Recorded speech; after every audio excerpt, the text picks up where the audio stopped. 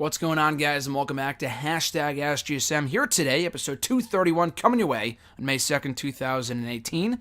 I'm Graham GSM Matthews. Hope you guys are doing well. As I record this, it is Tuesday night, right after 2:05 live. I am recording the show a bit earlier this week. Usually I record it on Wednesday mornings, but I have to leave a little earlier than usual on this Wednesday. So I'm recording it early. If you sent in a question on Wednesday night, or on Tuesday night rather, Wednesday morning, which some people usually do on Facebook, Twitter, YouTube, whatever, I will not be able to get to it until, if it's timely, then if it's like a backlash prediction, then obviously I won't be able to answer it unless I reply to you directly on either, whatever the platform might be. But it won't be included in the show, just to give you a heads up. I usually record the show on Wednesdays just for future notice.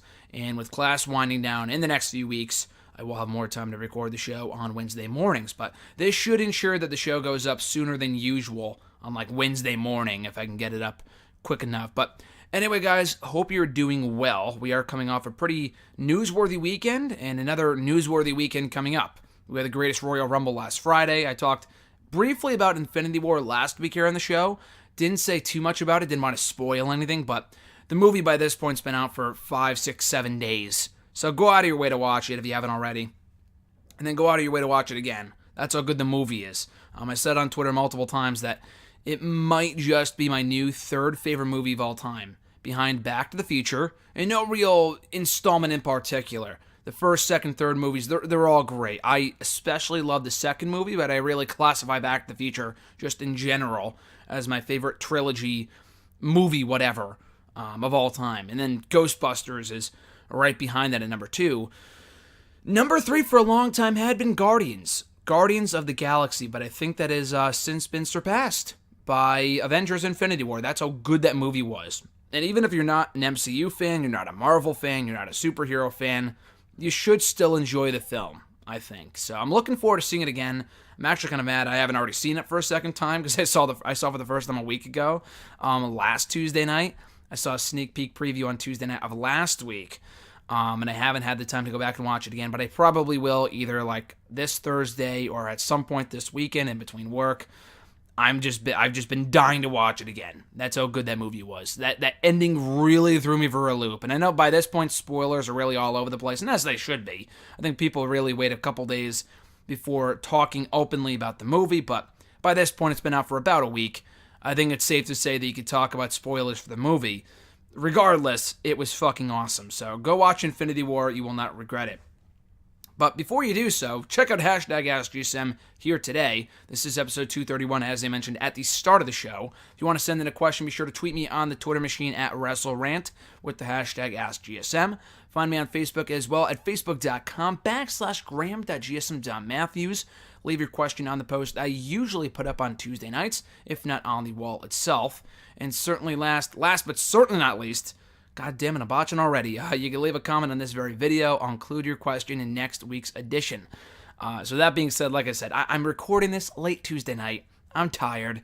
We might keep this on the shorter side, as we have for the past couple of weeks. We got a number of great questions here, all being from Facebook and Twitter. No YouTube questions, though I will go back into YouTube, Facebook, Twitter before I close out the show. Hopefully, if I remember to do so, to see if anyone sent in anything in the time that I've been recording this. But yeah, I also got to keep my voice down too, because people are sleeping right now. But anyway, guys, first question comes from Jeremy B from Facebook. First question was, do you think WWE would have been better off sending Finn Balor to SmackDown and keeping Samoa Joe on Raw? Finn Balor to SmackDown, I thought was a lock, to be honest. We really can't judge the impact of the superstar shakeup, I would say, until like at least a month to maybe even 3 months down the road. It really hasn't even settled in yet. People are still appearing on other shows. We still have interpromotional matches because they did the fucking shakeup after Mania, but before the 2 big pay-per-views we have this month. It was really stupid. Between Greatest Royal Rumble and Backlash, I'm talking about. So I don't even really know why they did that, or if they even bothered to think things through. Probably not. But either way, Finn Balor so far has been fine on Raw. I think he teamed with Rollins last week and then in that throwaway tag team match against Miztourage. But the main event of Raw this week with Rollins and Balor was like outstanding. It was really, really good. Probably one of, if not their best match to date. And Balor lost clean again. So I'm not sure if he'll go heel, or if he can go heel, while he's doing the whole LBGT representation thing with his merchandise. I don't even know if he can go heel right now. But it would seem to make sense. And Raw needs heels. Balor would not be my number one choice. I think he's over as a fan favorite when you have, fucking Roman Reigns on your show. But you also have Bobby Lashley. You have Bobby Roode. I would turn those, the two Bobbies, before I would turn Finn Balor. But, turning Finn Balor might not be the worst thing. Especially with Gallows and Anderson over on SmackDown. He's flying solo on Raw now. It could be interesting. We've already really seen Balor and Rollins enough. They always work well together, mind you. But I've had my fair share of Balor versus Rollins for now. It's time to move on from the whole Balor, Miz, Rollins triangle feud that we've had for the last number of months. I was hoping that Balor's clean loss on Monday kind of solidified that, put an end to that, and hopefully Balor can move into a feud with, Bobby Lashley or Braun Strowman or whoever on Raw coming out of the Backlash pay-per-view on Sunday. But yeah, I think Balor moving to SmackDown would have been cool. And if he moves Samoa Joe instead, Joe, I think, is going to be a top heel no matter where he is, because I think both rosters are very babyface heavy. For Raw, absolutely. SmackDown, a little less so, because they have Nakamura. Rusev really isn't a top star, but they do have Nakamura, or they do have Rusev if they do intend to push him as a heel, which he really should be a babyface. They could turn Randy Orton. They also have The Miz. They have Big Cass, so they're not doing too bad on the heel side over on SmackDown, and I think Jeremy sent this in before SmackDown even started tonight. But Joe really, really killed it in that verbal segment with AJ Styles. AJ's promo was good, but Samoa Joe stole that segment. He stole the fucking show in that promo with AJ. He had some exceptional mic work there, and Joe is settling in nicely on SmackDown as a top star. Now, again, he was always a top star on Raw from the moment he arrived a year and a half ago, but I think it was pretty clear that Joe was not getting that Universal Championship on Raw.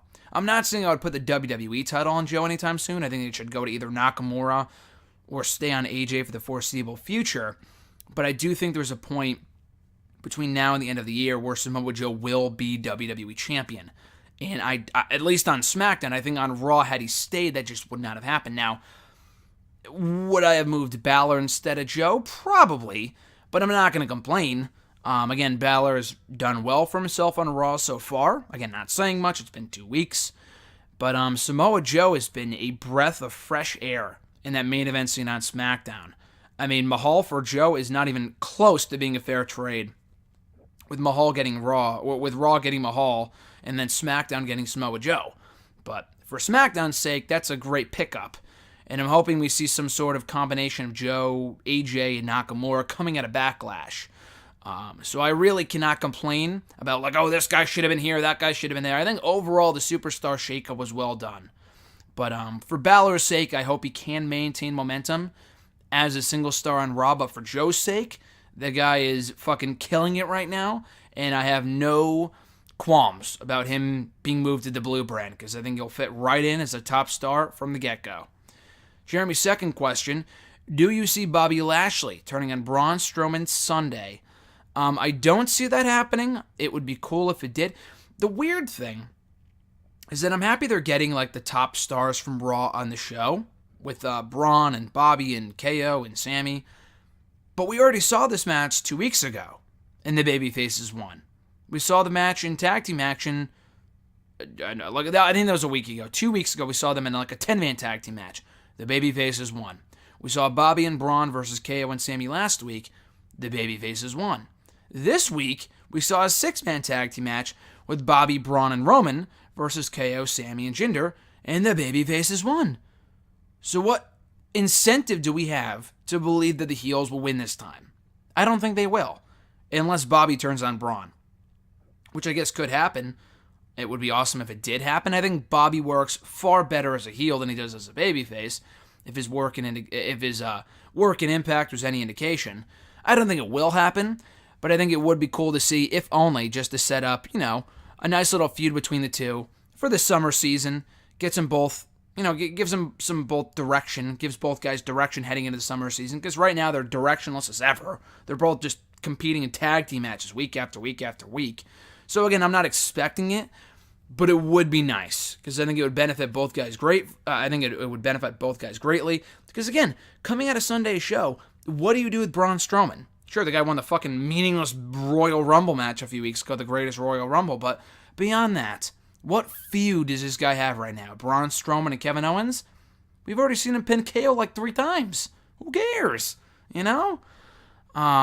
It's either that or they split up KO and Sammy, which I don't want to see right now. I was hoping they would split them up in the shakeup, which didn't happen. But if they're going to stay together in the same show, they might as well be a unit. So if you're not going to split them up, you got to split Bobby and Braun up. And if you keep them as a long-term tag team, I'm fine with that too. But it doesn't seem like that'll be the case. Especially with Matt and Bray being Raw Tag Team Champions right now, and they're both babyfaces too. So I don't see that happening, but again, I think it'd be a great way to kind of, set up something meaningful for both guys for the coming months, as opposed to just having them face Jinder and KO and Sammy, any combination of those 3, in tag team action for the remainder of the year. Mark S. from Facebook, his first question was, what is your opinion on Chad Gable and Shelton Benjamin breaking up and Moss and Sabatelli parting ways? Was it too early for both tandems, and did they have a lot more to offer? For Gable and Benjamin, they were a cool tag team, but with tag teams like the Usos, the New Day, the Bludgeon Brothers on SmackDown, they were never getting a run with those belts. They were never going to get a run with those tag team titles. So you might as well split them up. Benjamin is really good, but Gable is just so good. The guy's still young. You might as well push him while you can. I know he wasn't on Raw this week, but you might as well push this guy while you can. So I'm completely fine with splitting these guys up.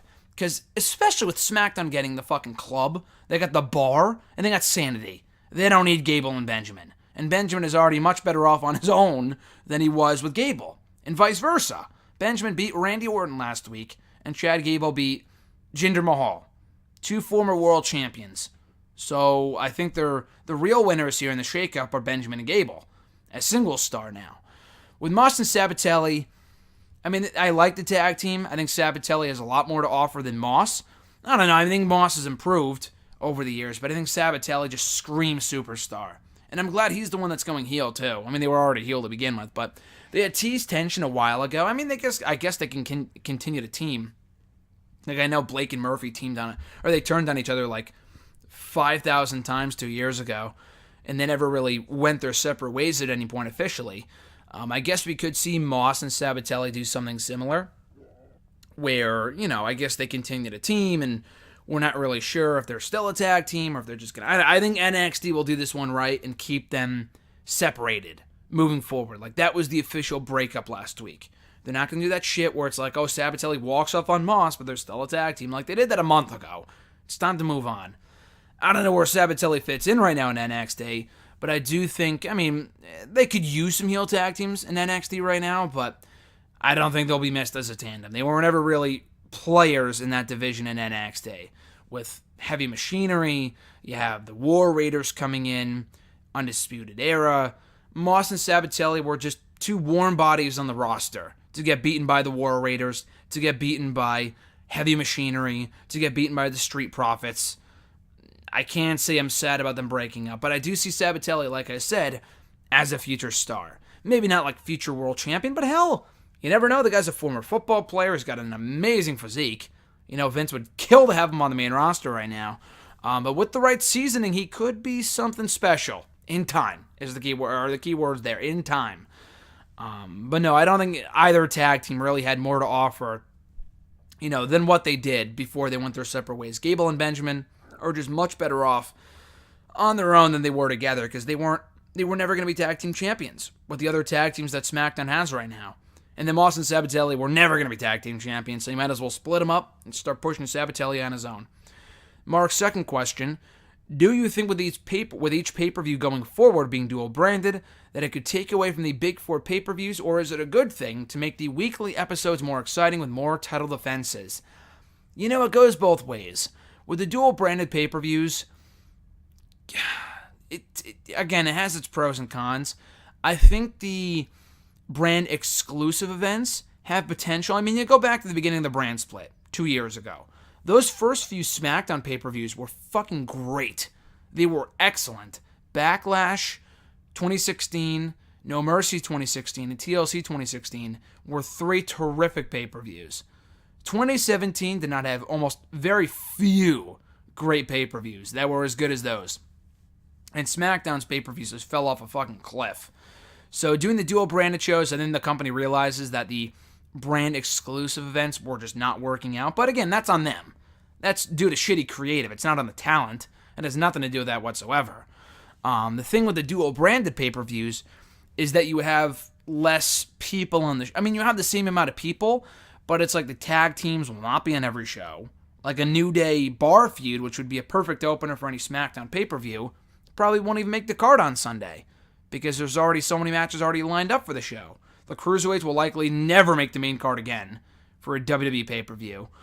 I don't know. I think it's nice because it makes the shows feel more must-see and more meaningful.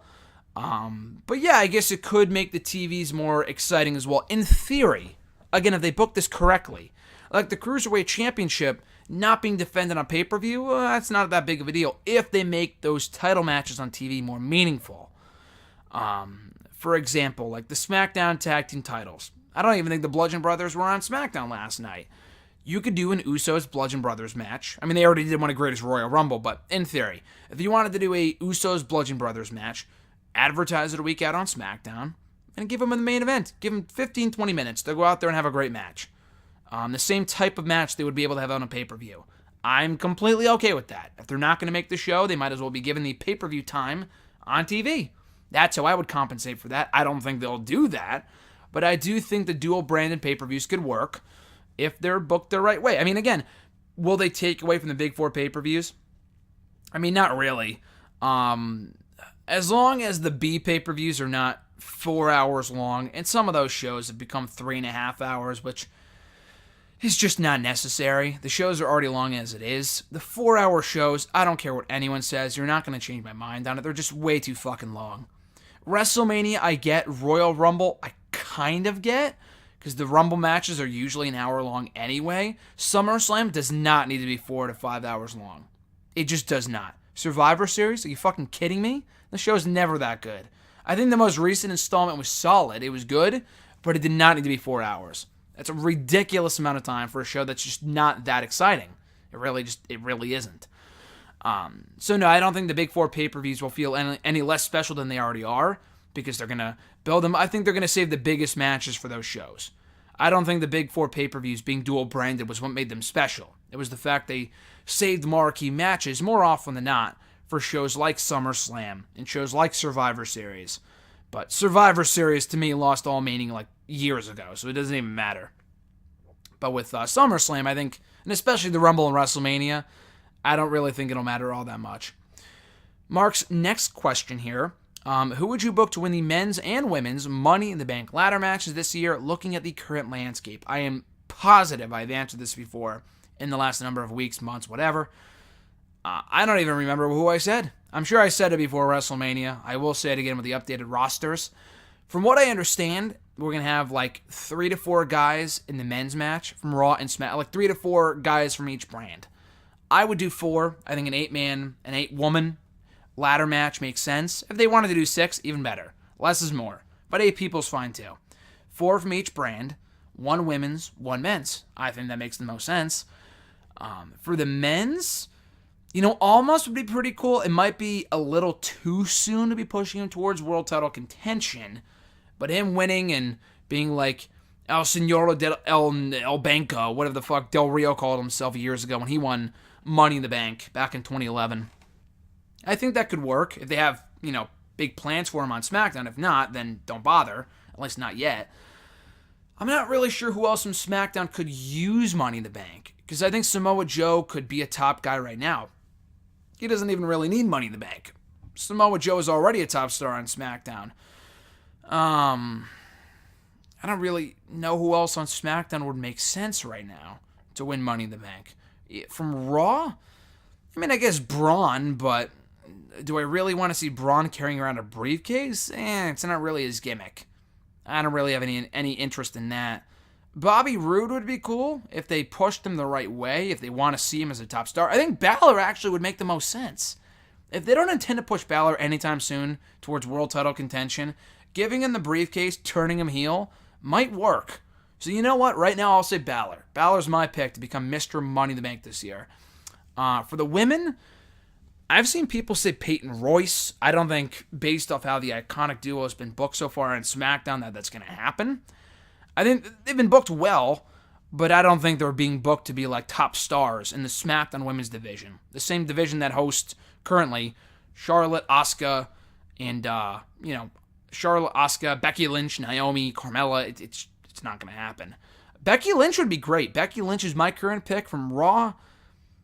Sasha Banks, Bayley, who gives a shit? I like them, but it's like, we've seen them in the title picture a million times. It really does nothing for me. Becky has not gone for a championship in like over a year.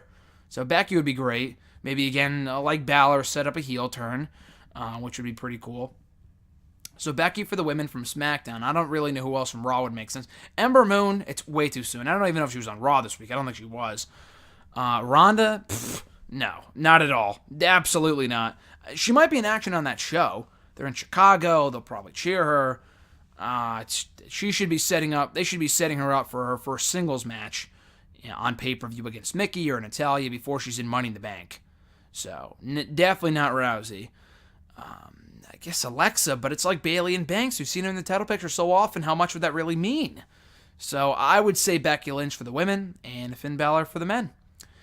His next question: what do you think of a tag team consisting of Zack Ryder and Bobby Roode as a strong face duo?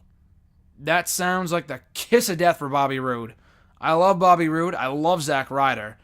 But that does not sound like they have any chemistry whatsoever. Not in the slightest. I like Ryder, but the guy's a fucking loser. He's a glorified, not even a glorified, he's a loser. He just is. He's an enhancement talent. So putting Bobby Roode with an enhancement talent does not speak well to how management views him. So I would not put Ryder with Roode, because I think it would drag down Roode more than anything. They need to turn Bobby Roode heel. Plain and simple, they just do. Ryder, I would put him with Kurt Hawkins. Whether they be baby faces or heels, I was killing to see the Major Brothers, the Major Broskis, whatever the fuck you want to call them, reunite years ago when Kurt Hawkins ended up on Raw in the draft back in 2011. Or some shit. And that was it. They never reunited again after that. But Ryder and Hawkins as a tag team would be pretty cool. I would love to see that on Raw. I think it could add to Raw's tag team division. They're getting more teams anyway. And then Bobby Roode could just do his own thing and be a heel. Because putting those two together, I don't think anyone would care, at all. His next question here: if Baron Corbin fought Brock Lesnar for the Universal Championship, would he stand any chance of winning? And would it be a match you would be interested in seeing? Absolutely not. I like Corbin. I like a lot like the Ryder and Bobby Roode question. I like Corbin. I like Lesnar. Together, that just makes no sense. Again, maybe if Corbin was being built up to be a monster, the guy just lost the fucking No Way Jose on Raw. No Way Jose. Why would he be any threat to Brock Lesnar? I'm shocked you even sent in that question after seeing Raw this week. If you saw him lose to No Way Jose, I'm sure he'll get his win back eventually. But Baron Corbin, I love No Way Jose. I'm glad No Way Jose won. But it's like, you don't have Corbin lose to No Way Jose if you're setting him up for a match with Brock Lesnar. You just don't. And even if he didn't lose to No Way Jose, that match sounds painfully boring. Again, I like both guys, but they have to be in the ring at this point with Brock. I don't know what the fuck's going on with him. But it's like they have to be in the ring with the right opponents to have a great match.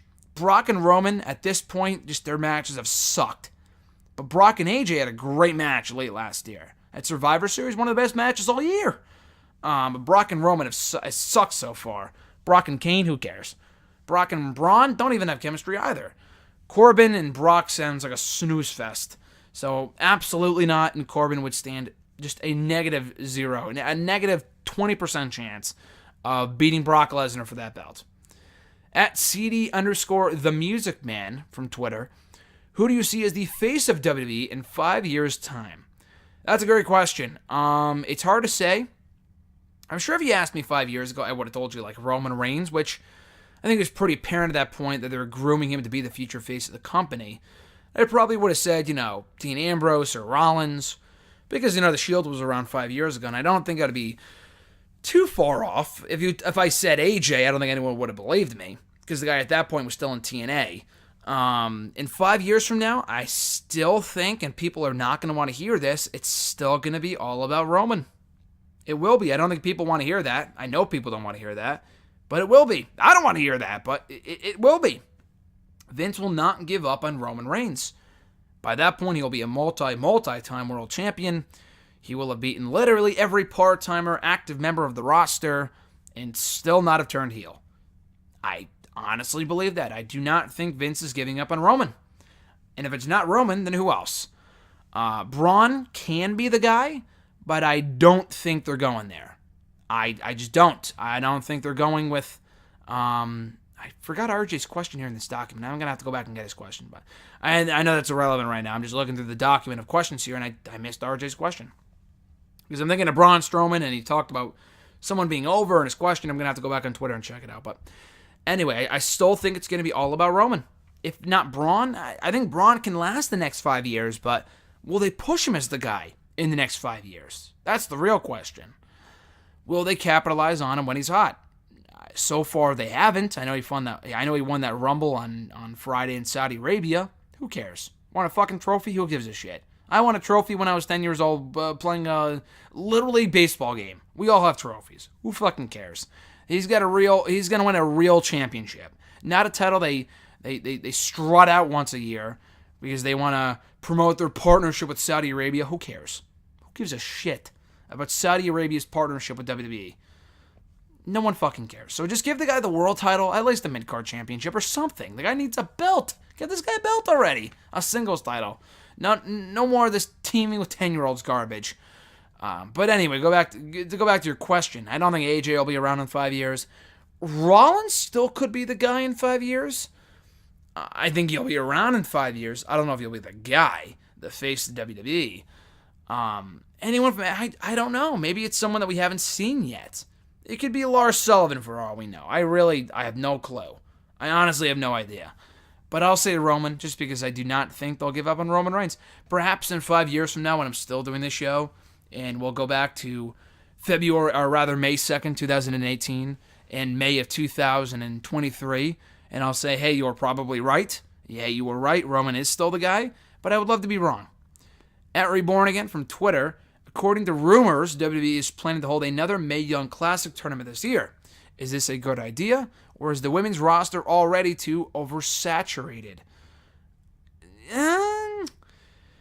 You make a good point there about the roster being oversaturated, but really this... You know what? Actually, no, I'm going to disagree with you there, John. John has a lot of great analysis. I'm going to have to disagree with you. Your Raw and SmackDown, maybe. It's oversaturated with talent. You know, there's a lot of talent on both brands we're not even doing anything with right now. NXT needs as much star power as possible. I was shocked they didn't sign Toni Storm from that Mae Young Classic. I don't know what her deal is. I don't know if she turned them down. I don't know if they didn't offer a deal in the first place. I have no clue. But Toni Storm should be in NXT. She is that good. Her, Mia Yim, the former Jade from TNA, she's great. Shocked that she didn't get offered a contract. I don't know what's going on with Tessa Blanchard. Reportedly, she has attitude issues, but she should be in NXT with her boyfriend Ricochet. She's really good. NXT needs the star power for their women's division. They have a good core group of women with Shayna, Kairi Sane, Candice LeRae, and Dakota Kai, but they need more than that. And I think another Mae Young Classic could provide that. So they could always use the same names they used the first time, not everyone. And I would use a nice mixture of the people they used the first time, some people from NXT, and some fresh faces as well. Now, I don't follow women's wrestling too closely in the indie scene, so I'm sure there's more women out there they haven't already used or reached out to, but I'm not sure. But I do think more women's tournaments is a plus, at least for NXT, because they could use all the star power they can get right now. Raw and SmackDown, I could see what you're talking about, but oversaturated, the NXT women's division, I think is the exact opposite. I think they're depleted right now of real women's stars. They have the right players in place, but I think they could use more. And I think another Mae Young Classic could accomplish that. Now, from the first Mae Young Classic, they signed Baszler, Zayn, Dakota Kai, just to name a few, and they're all stars. Candice LeRae as well. So I think another Mae Young Classic. Could they bring in Chelsea Green? Could they bring in Ivelisse from the Lucha Underground? I don't know what her contract status is. I doubt she would be brought in.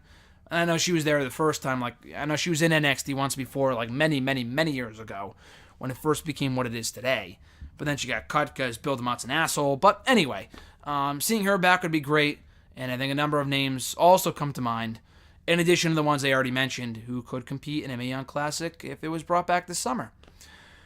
His second question, is there anything that can save Bayley's character, or has creative completely ruined her for good? Now, maybe I'm being biased, maybe I'm being hopeful, because I'm a Bayley fan at the end of the day. I don't think she's been ruined. She's been heavily damaged. I don't know if there's any doubting that. Bayley does not even come close to matching the same appeal that she had in NXT. She's been so badly booked, from the just terrible title reign she had to just terrible promos, and she's had some really good matches with Sasha Banks and some with Alexa, but that feud with Alexa, this is your life shit, was just terrible. Absolutely awful. If that didn't kill Bayley dead, I don't know what else would have, but they have not done that woman any favors in the past year. The stuff with Banks recently has been good, but it feels like it's been dragging on forever at this point.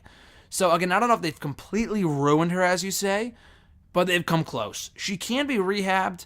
I don't know how you can save her. Maybe turning her heel could be interesting, but I do think Sasha needs to go heel before Bayley. Because Sasha is just a natural heel. We know that she can work as a heel. Bayley's a natural babyface. They've just been painting her off as a fucking loser. They've been casting her off as a loser for so long. It's hard for people to get behind her. But she is a good enough wrestler. She's a good enough character where I do think they can salvage her and make money off her if they book her properly for once and not portray her as a fucking unlikable loser. And John's third question here. What do you think of WWE apparently ghosting Batista in regards to a role he could have had at WrestleMania 34?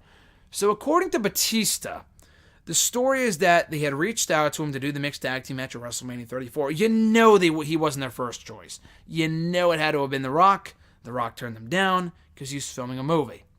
They reached out to Batista, and according to Batista, they had reached out to him to team with Ronda Rousey at WrestleMania against Triple H and Stephanie. And Batista said, sure, as long as it leads to something between me and Hunter at WrestleMania 35. Which, honestly, for a lot of people, that doesn't make sense. Why would you waste a match? You know what? Fuck, who cares?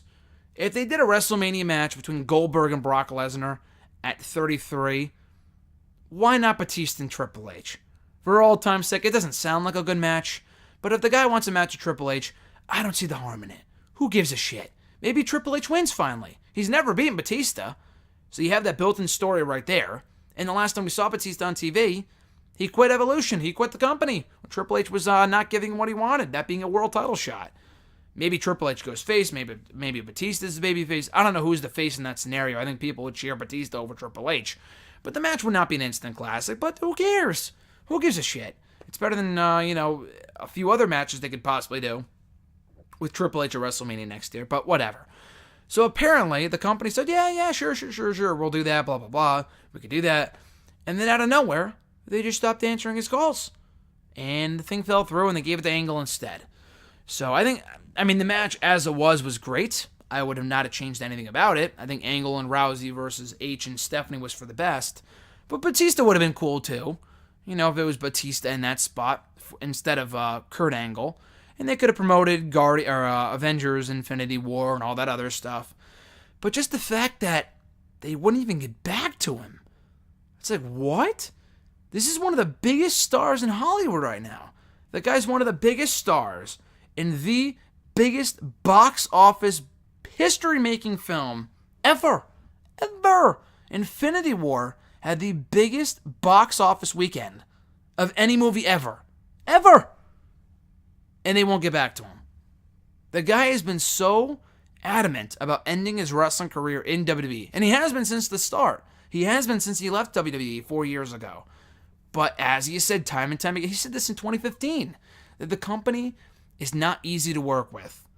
They're not easy to work with at all. He doesn't want to do this fucking part-time shit where he shows up for a one-off match. He wants to build a real program.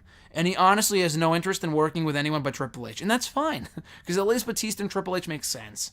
You know, it's not Batista and Titus O'Neil, who I know is his best friend, but he realizes that no one really wants to see that. And Batista versus H makes sense. It's a money match. People from the fucking, ruthless aggression era, people my age who stopped watching may be like, hey, look, Batista Triple H. That brought me, that made me a fan back in the day. Brings back cool memories. Why not? Why not? It's no different than doing Brock and Goldberg at Mania 33, to be honest. This one doesn't even have to be for the title. It shouldn't be for the title, because the match probably wouldn't be anywhere near as good. But anyway, that just really pissed me off. And then I saw the company congratulated him on having such a great weekend with Infinity War. Oh, this is our guy, is in the, making the big time. He's in Hollywood. He's making the big bucks. He's breaking all these records. It's like, fuck you. Get the fuck out of here with that bullshit. Oh, we're not going to answer his calls, but we're going to congratulate him when he does well? Get the fuck out of here. I thought that shit was so petty. It's such WWE, in such WWE fashion to, completely ignore someone's existence until they're a huge, huge star. And Batista has been since the Guardian stuff came out 4 years ago. But it's like, oh, the movie was a success. Let's say we got to jump all over this. Like, fuck you.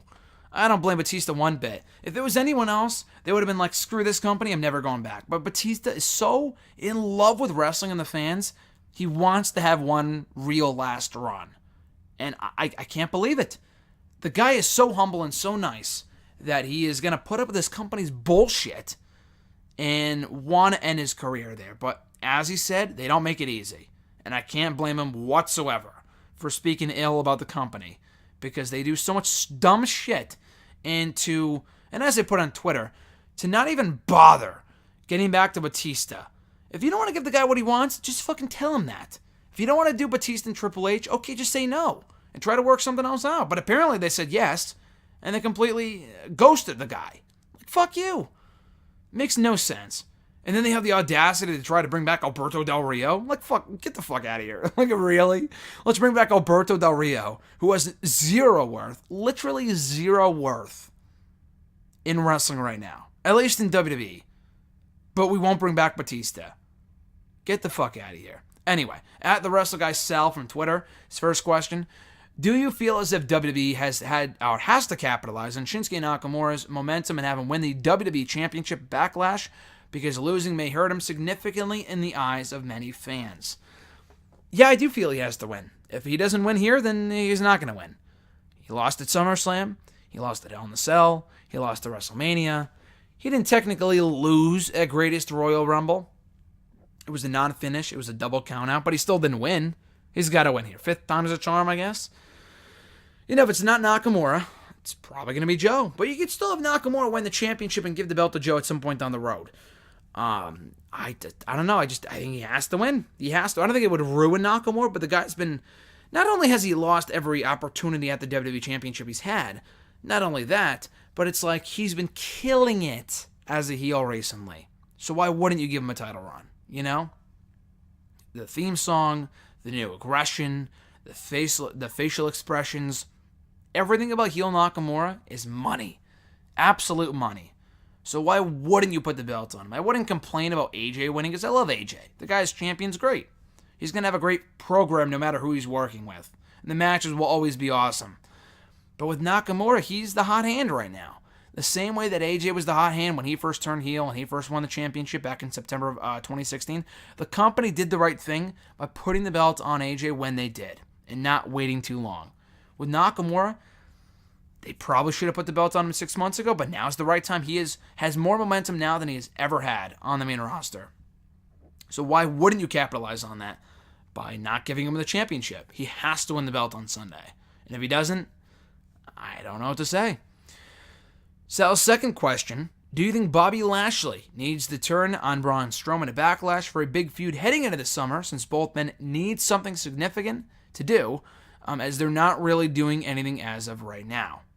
As I said earlier, I completely agree. I like the idea of a Bobby and Braun program. Now, the matches could be shit, but at least it gives both guys something to do, something of note. A real big, big man versus big man feud could be good. The matches, they could surprise some people. And as long as we get heel Bobby out of it, then I'm all for it. Braun needs some direction. He needs a good, credible heel to work with right now, and Bobby could be the answer. I'd rather have them feuding than teaming, to be honest with you, just because Braun, the guy's great, but if he doesn't have a real, true heel to work with, then no one's gonna. I don't know. He's gonna flounder. Gender does not count, by the way. Gender does not count at all. I guess you could do Braun versus KO or Sammy, but like I said earlier, I think Bobby versus Braun is a much more compelling option for both guys right now. So I don't think he will turn on Braun on Backlash, but I think it would be a great way to kind of lead into that program heading into the summer season. Hardy DX fan from Twitter, first question was, what are the chances The Miz costs Daniel Bryan at Backlash? Basically costing Daniel Bryan the victory, I guess is what he's saying. I mean, they're decent. I don't think they're doing Bryan and Miz right now. I know they teased it when when Miz first came back to SmackDown, but I don't think they'll do that program anytime soon. Nor should they. I think they should save that for either SummerSlam or, in my opinion, WrestleMania, when the WWE Championship is on the line. So, I mean, there's a good chance we could have Miz interfere, and then we get Miz and Bryan at Money in the Bank or whatever, or we get The Miz and Big Cass versus Daniel Bryan and some other babyface. I guess you could do that, but I would save that program for later on down the road. I know Big Cass is not everyone's cup of tea. He's not my cup of tea, but it's like at least they're saving Miz and Bryan for when it matters most and not, blowing it off on a B pay-per-view just because they're on the same show again. I think the company realizes that that's a big-time feud, and to blow right past it in Bryan's real first feud back would be a waste for both guys. So I'm hoping The Miz does not interfere in the Bryan Cass match at Backlash. I honestly do think Big Cass will win. I really do. By referee stoppage or some shit. So Bryan doesn't have to get pinned. But either way, I do think they should save Miz and Bryan for later on down the road. Therefore, Miz will not interfere in Big Cass versus Daniel Bryan on Sunday. And Ross's second question, if you could place WWE superstars in place of DC superheroes, who would you pick? I prefer DC over Marvel. When I see Infinity War, it may change this. I would hope so. I mean, to each their own. If you like DC over Marvel, that's fine. Justice League was really not that good. It wasn't as bad as I thought it would be, to be honest with you. I saw it for the first time on a plane ride home about a month or two ago. It wasn't terrible, but it wasn't anywhere near as good as any Marvel movie I've ever seen. Even the weakest Marvel movie I've seen was better than Justice League. And maybe just because I'm more of a Marvel guy than a DC guy, but I don't know. I just did not find the movie all that exciting whatsoever. At least for a big superhero team-up movie, it was not as epic as it should have been. Not by a long shot. But anyway, I answered something similar to this question last week with superstars and who they would be as Avengers. I'm going to use a lot of the same people here just because they're the top people on Raw and SmackDown right now. But anyway, I think Superman would have to be John Cena. How could Cena not be Superman? So, Cena as Superman. Batman, I guess Roman Reigns. I think Batman's better than Roman Reigns. But I like the whole dark, complexion and not skin tone, but I'm talking about color scheme of Roman Reigns and Batman. It kind of works. Roman Reigns is more silent anyway, a lot like Batman. And then again, Batman's more badass than Roman is, but that's the best comparison I can come up with. Flash, I think of either Daniel Bryan or Seth Rollins. Very quick, very agile, always on their feet, literally and figuratively. So either Bryan or Rollins for Flash. Wonder Woman, I guess Charlotte. I think I said Charlotte for Black Widow, but if it's not Charlotte, then Nikki Bella. I've seen Nikki Bella wear a lot of Wonder Woman outfits for TV. More so Sasha Banks than Nikki, but I do not see Sasha as Wonder Woman. I think Wonder Woman is much more wholesome, much more likable than Sasha Banks is. So, and I guess the same could be said for Charlotte in terms of, she's a better heel. So, I think Nikki Bella is, she's a good heel too, but I don't know. I think when I think Wonder Woman, I think more Nikki Bella than Charlotte. Now it's time for Cyborg and Aquaman. These are not easy. For Cyborg, I guess you could say Orton, very robotic, very monotone. If it's not Orton, then Braun Strowman. Just a one-man wrecking crew. is Cyborg and Braun. So I guess that would work. Then for Aquaman, kind of like the odd man out. He kind of has that je ne sais quoi about him. You don't really know what he's capable of, but he's pretty badass. Good-looking guy for the women. Whatever. Finn Balor comes to mind. Finn Balor as Aquaman. So again, I see John Cena as Superman, Roman Reigns as Batman, Seth Rollins as The Flash, Nikki Bella as Wonder Woman, Orton or probably Braun Strowman as Cyborg, and Finn Balor as Aquaman. At Vincent Alisar from Twitter, out of the current NXT superstars, who do you think will be the first one to become WWE champion? Good question. I would have said Drew, had Drew not recently been called up. I think Drew has world champion written all over him. But since he's on Raw now, out of the current crop of NXT talent, either Aleister Black or Adam Cole. I think the main roster realizes how big of stars both guys are, and they'll push them as such when they arrive in the main roster. Now, you never know. I guess the same could be said for Nakamura, yet he has yet to be a world champion in the main roster. That could change on Sunday now. I think it will change on Sunday. But anyway, I think Aleister Black could be a world champion within no time in the main roster. That's how good that guy is, how over he could be, and how high on him Vince will be when he shows up on either Raw or SmackDown. If not Aleister Black, again, Adam Cole. I think Adam Cole, despite his size, and that's really the only thing working against him, is his size. He's not like, I think he might be taller than Daniel Bryan, but I think the whole Undisputed Era group helps that. I think having a group with Adam Cole helps a lot, makes up for the size discrepancy there, so he doesn't really stand out as being too small. So either Aleister Black or Adam Cole as someone from the NXT roster right now that I think could become the first WWE champion out of the bunch. So I'm going to go to Twitter real quick. I know RJ sent me a question. I didn't put it down on the document for whatever reason. Sorry, RJ. So I'm going to read it from my notifications tab right now, unless he deleted it, which I don't think he did. Let's see. Let's go back here. Blah, blah, blah. I think he might have, actually. I don't see any question from RJ here on my thing. RJ, I think you deleted your question, buddy. He must have done it on purpose. Either that or, I don't know. I'll go to his profile real quick. Sorry to waste so much time here, but I think RJ might have deleted his question. I wish you would have told me that by text before I go look on his fucking profile. Oh, no, wait. I did like his tweet. Maybe, it was even further back than what my notifications tab only goes back so far. Sorry, RJ. Your question was, who have been the most over guys to not receive the necessary push they deserve? Also, why does the WWE push people when they aren't over, but when they are over, they don't push them, aka Rusev or Sandow? Because they're fucking petty. If they don't create their popularity, then they're not going to push you. Rusev created his own popularity, so we're not going to push him. Sandow, same thing. He was never meant to be over, so we're going to do everything in our might to make sure he doesn't get over. And then if someone gets over, they don't want to get over. Hey, he's not in our plans, so we won't push him.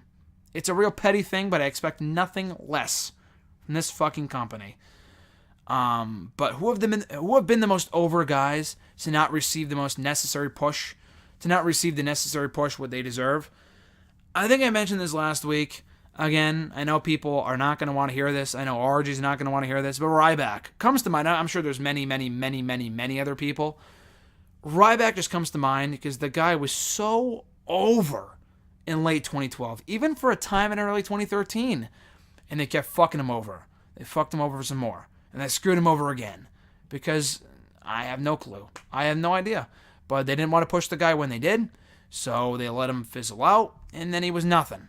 So I think Ryback really could have been a bigger star than what he was had they put the belt on him for a time, even for a cup of coffee in late 2012, but they had to keep the belt on CM Punk for the match with The Rock at the Royal Rumble, where he won the WWE Championship, so that's what happened with that, but that's just who comes to mind in recent memory. If not Ryback, I'm trying to think of other people. Like Daniel Bryan was one, but they did end up pushing him, obviously, because they really had no other choice.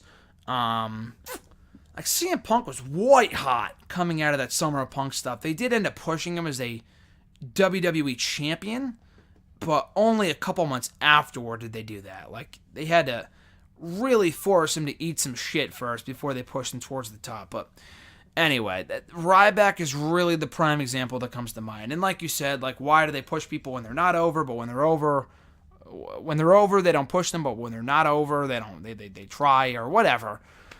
Your question was kind of weirdly worded there, but with like Rusev and Sandow, they didn't create them. They were never in the company's plans to be pushed, so therefore they won't be pushed. That's just the way Vince apparently sees things, so that's the way it's going to be until he's out of power.